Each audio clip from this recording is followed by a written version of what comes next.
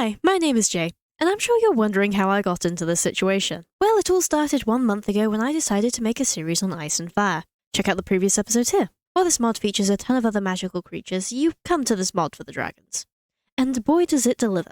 Featuring 3 species of dragons, the classic fire dragon, the chilling ice dragon, and more recently the electrifying lightning dragon. All of these dragons range from the little baby stage 1s to the absolutely humongous stage 5s. Stages 1 to 3 are found out in the wilderness in their nests, terrorizing the animals and rampaging through villages. We've already witnessed a few of those on our adventures last time. The older and wiser stage 4 and 5s hide deep under the earth in their caverns protecting their young. As unlike in other mods, these dragons are not just to be slayed in order to save a princess or two. Instead, you can raise your own and soar above the skies. Hence the Daenerys outfit, and if you don't like it, blame Willow as she picked which one I used. The first stage of fighting dragons is preparation. Yay. In order to take on dragons, we are going to need... Number 1. Better armor. We scraped by with iron armor last time, but that's simply not going to cut it anymore. Number 2. Better weapons. Yeah, the unenchanted bow and sword isn't going to help us much against beasts with health bars ranging from the low 100s to over 500. Number 3. Potions. Dragon breathe fire. Fire make Jay go ow. Fire red stop ow. Also regen and night vision would be nice. Number 4. Golden apples. Same as before, more health means less death. From this list I'm going to tackle number 3 first with a trip to the Nether.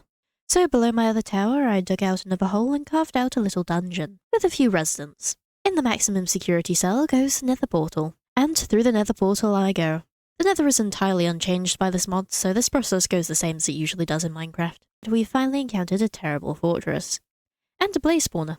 I forget how annoying these guys are. But hey, at least I have my blaze rods. I left the Nether as uneventfully as I entered it. And now we can start doing some brewing. Hang on. I can't brew under these conditions. It's time for the tower to get a little bit of an upgrade. Perfect, finally something I can brew in. So like I said, we're starting with fire res. Probably the most important things for fighting fire dragons. Next with some regeneration potions. Always get these mixed up with healing potions in my head and think that they need glistening watermelon. But nope, it's a gas tier. Finally the night vision. We don't need these just yet, this will be part of phase 2. But that's for later in the video. The here and now involves getting diamond armor. I was originally going to use villagers, but that's way too much work. So I've been exploiting them for other things like arrows and now golden carrots. In order to get my diamond armor, I went strip mining, using my cave waypoint from the first episode as a jumping off point. I dug all the way down to level -59 and started digging. I know that there are technically better ways to mine diamonds, but for me this is the easiest and I can do it while watching anime, so that's always a win. Even if it wasn't very exciting, it got me diamonds. These diamonds were spent on some shiny new armor. Now I've watched Willow fight dragons in iron before, however I'm not quite as insane as her, hence the extra protection. I could also finally complete my enchanting room. These aren't the best enchantments, but yeah, they'll do for now. With the exception of my bow. This is really good. I'm so glad I re-enchanted it after getting unbreaking the first time. God, I love gambling. Jumping down my list, this time I made some golden apples. You get so much gold in this mod that we will not be running out anytime soon. So much so that it's actually apples that are the problem. I made as many as I could for now, but I will probably need to top up in the future. With these apples, I've checked everything off my list in order to gain more power. We can finally take on a dragon. The dragons in this mod are split into 5 levels. The higher the level, the stronger they are. Level 1s and 2s don't spawn naturally in the overworld, you'll only encounter them when you're raising your own dragon. Level 3s spawn in nests on the surface. These are the ones that will probably wind up chasing you around. You can tell what level you're fighting by its size or from its skull post-mortem. The first one I fought wound up being a level 3 fire dragon. What type of dragon you wind up fighting depends on the biome you're in. Ice dragons are shockingly found in cold and snowy biomes, lightning dragons are found in savanna mesas and jungles, and fire dragons are found pretty much everywhere else. So you'll often wind up fighting fire dragons first, like me. I started with the one closest to my house. I approached from the rear so I'd have plenty of time to drink my potions. It's important that you see it first. I find I usually die when I'm surprised by one. They're most annoying to fight when they're flying about, as in this state they'll use their 2 strongest attacks, Fireball and their Fire Breath, both of which deal damage and sets you on fire, hence the fire resistance. The other 2 species have the same attacks, just change fire for lightning and ice respectively. Although dragonflies are very similar despite their elemental differences. Once they've landed, they'll try and get up in your personal space to bite you. Keep your distance and hit them with your bow. If you do get too close, they'll grab you and shake you around. This has only happened to me once while I was fighting, but I see them do it to mobs a lot. With the power of my bow, I smited this ferocious dragon, officially marking the start of my dragon hunt. Upon defeat, the dragons will lay down and you can harvest various useful materials from their body. While exploring the overworld, you may also run into dragon skeletons. This is pretty much the same thing but more fleshy. From a dragon's body you'll receive scales, meat, a heart, bones, and a skull. How much or what you receive depends on the size of the dragon. There is a lot you can do with this stuff, but the basics for now are dragon scale armor and dragon bone tools. But to make anything, we're gonna need to kill a few more dragons. So off I went to the next, and then the next, and then the next, totaling 4 dragons slayed so far, including the one that kept flying away from me. And these are mostly the ones I avoided on my way to the bosses previously, as you can see they're hardly uncommon. It's worth keeping in mind that once you've killed 10 to 15 dragons, all the rest will grow stronger. This will repeat for each time you hit that threshold. All the dragons I've beat up so far have been fire dragons. Once you neutralize the fire with fire resistance potions, they become the easiest to fight. Unfortunately, the other dragons aren't the same. And the only lightning dragon I encountered had cockatrice bodyguards that I wasn't in the mood to deal with. Also, look at this tiny savannah. Only big enough for a single dragon. Honestly, pathetic. Getting back on track, I used the scales I got to make dragon scale armor. This stuff's a bit better than diamond and provides extra resistance against dragons. Unfortunately, I didn't have enough of the green ones to make a matching set, so I have little red booties instead. But this armor honestly lends itself very well to be mixed and matched, which is a good thing as there's 12 different colours you can get from the different types. Once again, I went up to my little enchanting tower and performed some magic. This stuff is alright as well, kept me alive, and that's all I can really ask for. Since I had used up a lot of my potions fighting these guys, I went ahead and replenished my stock, adding swiftness and poison potions this time. I don't know why I didn't do this in the first place, it just felt right this time. Now that we've built up some confidence and have the right tools, we can go hunting for a level 4 or 5 dragon. These are the dragons that have a chance to drop a dragon egg. Level 4s will drop 1 at most, while level 5s have a slim chance of dropping 3. This is assuming that they are females. You can tell this by the type of horn and wings they have. Females have curly horns and plain wings, while males have straight horns and patched wings. They also tend to have more loot in their layers than females. You can also tell post-mortem by the presence of eggs or from their skull, which is probably what you'll wind up doing as they don't give you much chance of an inspection before they're trying to kill you. In order to locate one, you must find their underground cavern. A lot easier said than done, as there's no way to locate one from the surface. Learning from the masters of old, you dig down to around Y0-ish, and hope you either dig straight onto one or spot it on the minimap. Yeah, that's the strat. It's not the most efficient, but it does work, and it is what I wound up doing.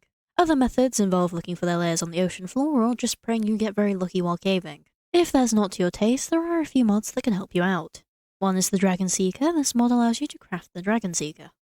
It has 4 levels, each getting more accurate, and will help you find a dragon. Keyword help, as it won't show you the exact location, just the general area, and it can be wrong sometimes. It's also very expensive to craft, which does make sense, but also means that it's probably a last resort if you're really struggling to find one.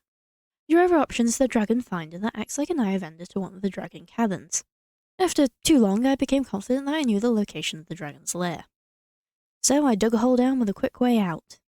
You can fight these guys in the caves, but I figured luring it out onto the surface was the best way forward.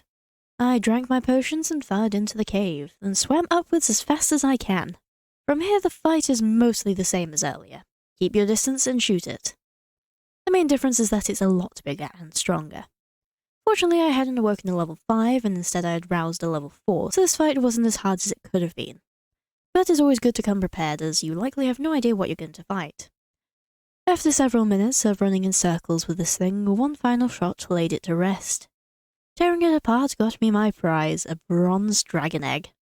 I'm very glad that I got it first try, as you're not always so lucky. Before I get it home though, we have to go down into the cavern. What treasures has this dragon been hoarding that are now mine to plunder? A single iron ingot. All that for a single iron ingot? Yeah, the loot in dragon chests aren't all that great. But there are some diamonds and other ores about. I mean, the real treasure is what you get from the dragon drop, so I suppose it's not all bad. This definitely isn't cope. Anyway, I headed on home, and hung up some of my skulls that I got on this trip. You can adjust which way they're facing by crouching and right-clicking them. This is really helpful for getting a perfect menacing angle. Now back to the dragon egg. In order to hatch one, you have to set it on fire. I'm only partially kidding. Fire dragon eggs have to be placed on a 3x3 bit of netherrack and set on fire. Ice dragons are put on a 3x3 bit of ice, and lightning dragons are left out in the rain. Apparently there's also a chance they'll get set on fire and die when they hatch. Kind of explains why they're the rarest. So after an eventful trip to the Nether, I went up onto the roof to light my little guy on fire. This process takes 6 minutes by default, so in the meantime I made a dragon horn. This lets me catch the guy and carry him around like a Pokeball. Pretty soon the egg burst open, leaving behind a little guy. His name is Arnold the Annihilator, and I love him, even if I did have to stop him from walking straight off the roof. At the moment, he's a level 1 dragon. If left to his own devices, it will take him 25 days for him to fully grow up into a level 2 dragon. I'm going to help speed this up a bit by using dragon food. I didn't have much and was only able to get him halfway there, but he's already gotten a fair bit bigger. I'm going to level him up into a level 3 dragon and then use the dragon stunting food to keep him there. At level 3 he can do all the cool stuff like breathing fire and letting me ride him. He's just not quite as big or as laggy as a level 4 or 5. However, that's going to take a little while. So in the meantime, I'm going to prepare for our third outfit change this video. The final and strongest form of armour in the Ice and Fire is the Dragon Steel set. There's an Ice, Fire and Lightning variant depending on what you prefer to hunt. The armour is crafted using Dragon Steel ingots that are crafted using a Dragon Forge. And holy hell, are we going to have to kill so many more dragons to get this made. You can tell I've been doing this for too long when I walk right past the gold. I also found another savannah that looks a little bit bigger than the tiny one I found earlier. This is a good thing, as there's a few things we'll need from there in the next episode. Talking of pathetic biomes, I found a dark oak forest that consists of about 4 trees and a mushroom. I don't know what's going on with the biomes in this seed. In the lull between dragons, I took out several animals to take home and feed to my pet dragon. A lot quicker than trying to breed them. My travels took me quite far as I liberated a village or 2, except this one that had managed to pray the dragons away with its 3 churches. Once my pockets were feeling heavy, I headed home to see how much of the Dragon Forge I could make. Which wasn't much, but I got the important bits. The dragon aperture, the Dragon Forge core, and the bone blocks. All that was left was the bricks. So that was me off to slay another god knows how many dragons. Not even factoring in the fact that I had to use some of the scales to keep my kits repaired and get dragon blood. The ingots are made from iron and dragon blood. You get dragon's blood by right-clicking on dragon carcasses with a bottle. However, you sacrifice scales, meat, and heart in the process, as you can't have both. So a lot of death went into these bricks. It's also worth mentioning that if you want fire dragon steel, you have to build a fire dragon forge, have a level 3 fire dragon handy, and then use fire dragon blood. And this repeats if you want the ice or lightning ingots, where it all has to be the same. You can see why I've been avoiding the other types of dragons. So if you are some mad completionist who wants all 3 sets, good luck! But the good news is that I can finally level up my dragon. By this point, he was already gotten to stage 2. You can tell as he's bigger and his scales are darker. There's a considerable jump in size from 2 to 3, and his scales change colour once again. Now that he's a level 3, I've fed him the sickly dragon meal to keep him at this size, and we can finally glide away. My genociding of his species was almost worth it for this moment. Even at this size, he's speedy and agile. My only problem? How do I get down? I don't know the controls for this. I accidentally took a few blocks off the top of my tower trying to land him.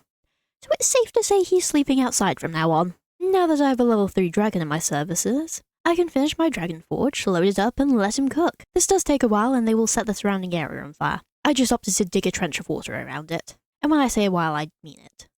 But it's kind of funny watching the fire go out, the grass recover, only to be immediately set on fire again. When it goes night, Arnold goes to sleep and the forge stops working. Ice and fire dragons sleep during the night, while the lightning dragon sleeps during the day. Make sure you take this into account when using your own forge. The next morning, I woke up to a rather unpleasant surprise. I walked down my staircase only to look out and see a massive spider. These are scuttlers, servants of the currently unimplemented Dread Queen. They occasionally spawn in snowy biomes and only drop rotten flesh and spider eyes. It's actually a little bit surprising it's taken this long for one to put in an appearance. Although I usually am very good about going to bed on time to avoid things like this. With that distraction out of the way, I grabbed my dragon steel and suited up. There's no special way to craft the armour, you make it as you usually would. And don't we look intimidating right now? It's fine, my lack of vision makes me even scarier. At least we can tank pretty much anything that comes our way now. I didn't actually get a lot of XP out of my dragon hunt, I wasted most of it fixing my equipment, so I'll have to wait a bit to enchant this. But even its base stats are amazing. There's also tools and weapons that are equally as busted. But I'm a little sick of dragon hunts right now, so I'll be putting that off for the next video. Boy, was this video stressful, but I feel like I've conquered my fear of dragons. Maybe I misunderstood them, as they're actually really stupid. I can't say too much, I know I'll be eating my words when I play RL Craft. Next time we'll be covering the rest of the mod, which sounds daunting, but it's mostly taming animals and slaying some beasts. So make sure you're subscribed so that you're notified when that video comes out. And, as the night draws in, me and Arnold wish you all a good night.